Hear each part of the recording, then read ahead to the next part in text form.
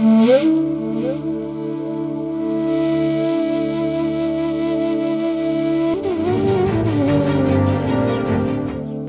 future will open up in a big way if you don't stand first in the school. You really can look around, what can I do with my life? Form teams of 5 people, all of them give tuitions in each subject for themselves.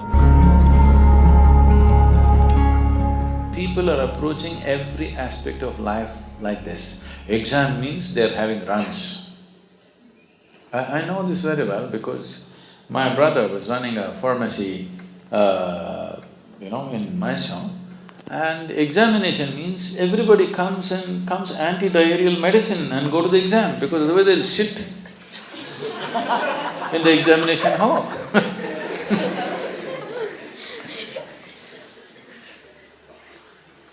Why is… And the same thing happens to them if they're going for a job, the same thing happens to them if they're getting married, the same thing happens They just shit scared of everything That is because unprepared, isn't it? The only reason you're nervous about something… I was just talking to a few people around me. Last 3 times we hired a helicopter here, there are 3 different pilots. I'm just looking at them, they're so horribly nervous. Put in 3,000 hours of flying. I'm just 100-hour pilot. With great joy I fly without an element of anything. But to a point where when my instructor in United States was interviewed by one of our people, what do you think about Sadhguru? Has he been a good student for you and all that stuff? One thing he said was, my only concern about him is, he doesn't seem to be afraid of death. They asked, what do you mean by that? Said, even if we turn off the engine, he's smiling and doing what he has to do. This is one of the big things in a helicopter is auto-rotation. That is, you turn off the engine and come down without the engine and land, preparing for an emergency always. To make you understand what it involves is, in the training craft that we fly, if the engine goes off, for you to realize, see, realization takes some time. You're flying and flying, if the engine fails, for you to know the engine has failed to register, it may take 2-3 seconds. Because the rotor is still making noise, only a certain level of vibration is gone and the meters fall, of course. But if you don't observe the meters and if you're talking to somebody and you miss the vibration, you don't even know it's failed, but it gives you only a maximum of 7 seconds.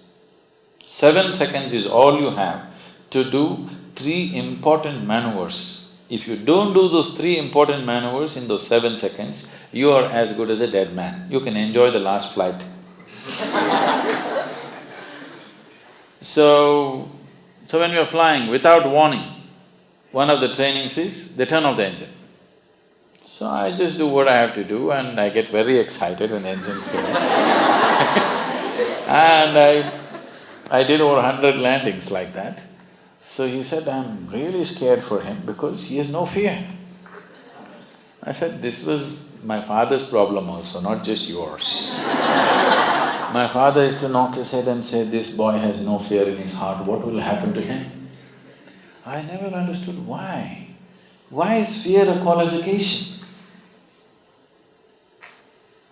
Why is fear a qualification? Awareness is a qualification, alertness is a qualification, knowledge is a qualification. Why is fear a qualification? So if you're shit scared of your exam, you're going to do well, is it? You're shit scared of going for an interview, you're supposed to do well, is it? You're shit scared of getting married, you're supposed to do well.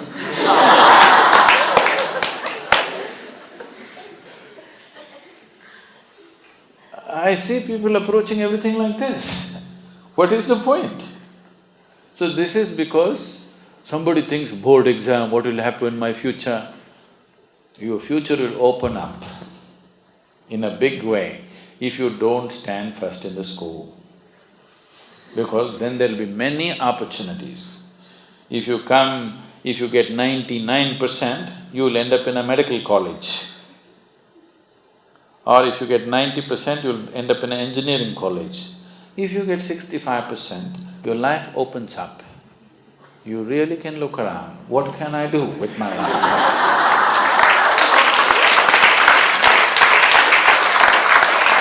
Now all the teachers are suffering,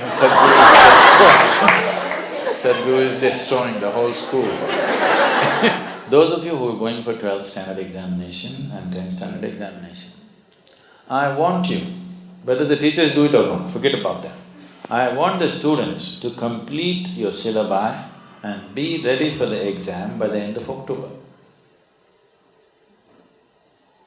Okay? By the end of October, you must be able to write your exam comfortably. If you're a little shit scared, be shit scared in October. We'll give you one more in November. You'll handle it little easy, without a tablet you can go. December we'll do 2 more examinations, do it.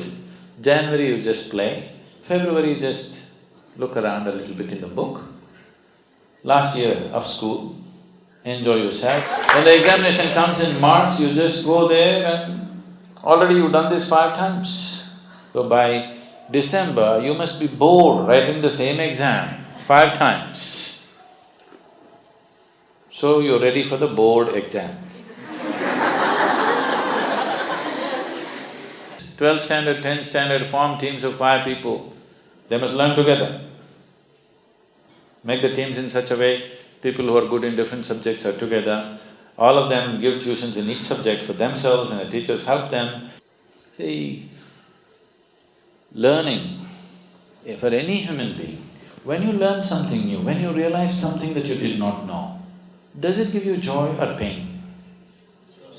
It should give you joy, isn't it? It's natural for human intellect. If you grasp something that you did not know, it makes you joyful.